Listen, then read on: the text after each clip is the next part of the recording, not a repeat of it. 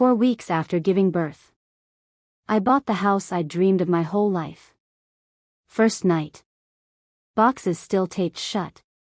My baby girl asleep down the hall. Then my phone rang. My mother. No, congratulations. No, I'm proud of you. Just. We're moving in tomorrow. Your sister's family too. We don't follow rules here. I said 2 words. Okay, Mom. What she didn't know was who was already waiting in that house. And what was coming for them at noon. If you've ever been the invisible one, the helper, the afterthought, stay with me. This story ends with every single one of them walking out that door. In my family, I wasn't a daughter. I was a job title. My sister Stephanie got the big wedding. The perfect husband. The applause. I got the apron. My mother Carol told every room how much she gave. To me, she gave chores, and called it love. Last family dinner I attended willingly. She handed me plates the second I walked in.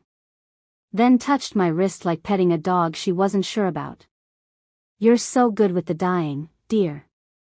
Not everyone's cut out for more. I said nothing. I cleared the dishes.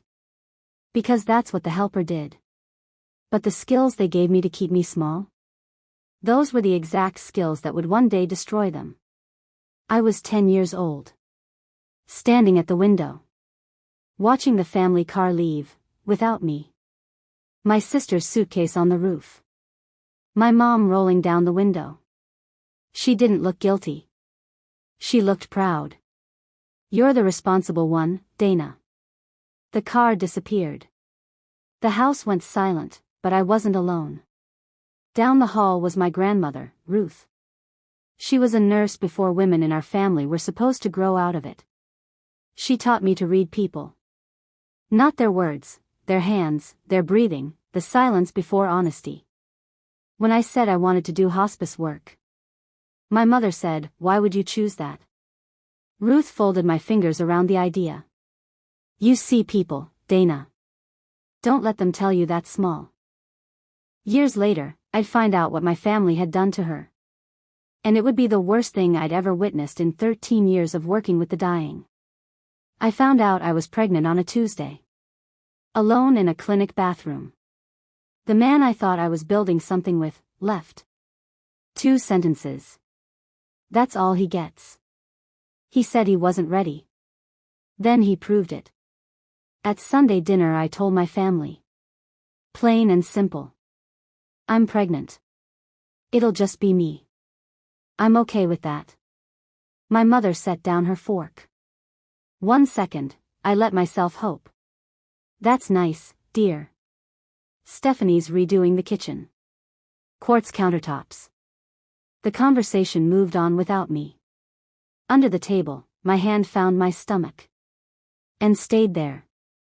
If no one in that room was going to be glad about this child, I would be glad enough for both of us. What I didn't know. 2 miles away, my grandmother was disappearing. And the people at that table were holding the eraser. It happened slowly. Then all at once. With everyone smiling. Ruth went from a little forgetful, to too far gone to know anyone. My mother sighed on every phone call. I'm so exhausted caring for Mother. Trevor showed up with a leather folder. Papers. Pen uncapped. Someone has to manage her accounts. It's a kindness.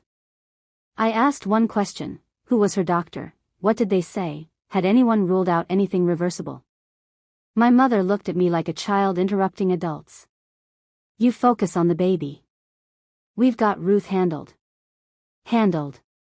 Strange word for family. Ruth's worst days always landed right before a doctor's visit. Right before anyone came with papers to sign. Dementia doesn't check a calendar. But someone's schedule did. After Ruth fell and cracked her hip. My mother remembered she had a daughter who did this for free. So I moved in. First night, I set up Ruth's medications. The way I'd done for 100 patients. I read the labels. A benzodiazepine, at a dose I wouldn't give someone half her age. Stacked on top of an anticholinergic. 2 drugs that are printed in red on every geriatric warning list. Given together. Given daily. They turn a sharp mind to fog. I read those labels back and forth hoping they'd rearrange into something innocent. They didn't. This wasn't medicine for a slipping mind. This was a leash. I didn't scream. I didn't cry. I did what Ruth taught me at that window when I was 10. I watched. I went slow. I made a plan. I called Dr. Hartman, a geriatrician I trusted. Laid it out drug by drug. He went quiet. Bring her in. Keep your notes. We tapered Ruth off slowly. Carefully. Then I waited. First sign was small. She asked for tea. Specifically. Loose leaf. 2 bags. Let it sit. Then she named everyone in an old photo. Including the dog from 1991. Then she looked at my belly. And her whole face changed like a window catching the sun. Dana, when did this happen? Why didn't anyone tell me? I had to hold the doorframe. Because some things you can't carry standing up. Dr. Hartman came out of the exam room shaking his head. There's nothing wrong with this woman's mind that 2 prescriptions weren't causing. And one quiet morning, Ruth sat across from me and asked. Where did I go, sweetheart? She'd been awake under there. The whole time. Ruth owned a small house across town. Paid off. Sitting quietly. When she understood what had been done to her. She sat up straight. Tell me what we need to do. The night before my family arrived. Ruth signed the transfer paperwork. I walked her to her room. I took out a business card, the attorney. Set it on a box. Okay, Mom. Come at noon. They arrived like they owned it. Carol first. Trevor behind her, leather folder under his arm. Stephanie and her husband trailing in. My father last, coffee cup in hand. They froze in the doorway. Sitting at the kitchen table. Was Ruth, upright. Crossword in hand. Reading glasses on. Looking at each of them like a woman who knew exactly what had been done to her. Beside her, a young man in a suit. Briefcase open. The attorney. Trevor smiled first. Recalculating. Ruth. You're looking well. I am well, she said. Carol turned to me. Dana, what is this? This is my house. Ruth signed the transfer 3 weeks ago. Fully competent. Dr. Hartman will testify to that. Ruth set down her crossword. I know what was in my pill box, Carol. I know who filled it. I know what you were waiting for. Carol opened her mouth. Ruth raised one hand.